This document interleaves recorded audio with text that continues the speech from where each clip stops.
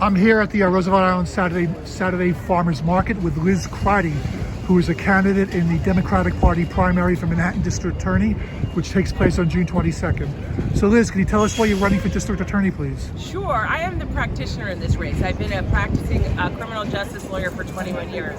I was 6 years as a Manhattan DA, and for the past 12 and a half, I have started my own practice. I understand what this office is and what its role is. It's a law enforcement job. I've been on both sides of the courtroom, and I want to be a fair and just prosecutor so everyone who comes into the building feels that they get justice.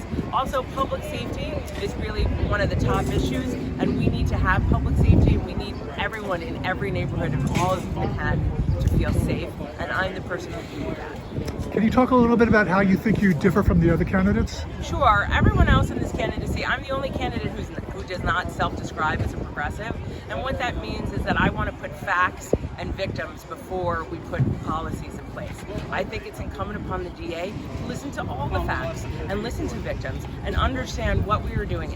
And victims come in all shapes, sizes, businesses, people, and we really need to be able to listen to what's going on before we make decisions. And then, once we hear the facts, we can do the right thing. And whether that's to prosecute the case or go forward, that's what a district attorney's job is, and that's the district attorney I want to be. And how about your views on prosecutorial discretion and bail reform? I think prosecutorial discretion is paramount. I think that's where 21 years of experience really comes into play on both sides of the courtroom, because you have to understand what's going on in all different neighborhoods and in all different kinds of cases, and really understanding which cases are worth going forward on and which cases are worth prosecuting. And I think with bail reform needs to be reformed a little bit more. We need to have hate crimes. They are currently not bail eligible except for arson and assault as a hate crime. I think all hate crimes should go for bail. I also think bail should be set where right now where people are getting desk appearance tickets and being released from the precinct. If you have an open case, you should at a minimum be brought through the system and put in front of a judge so that the judge can make a decision about whether or not bail should be set on your case. And I think that these are the things that we have to really work out as the next DA with the legislator to make sure that all neighborhoods feel safe. And how did you like coming to Roosevelt Island today? Oh, I love Roosevelt Island. I've been coming here since I was a kid.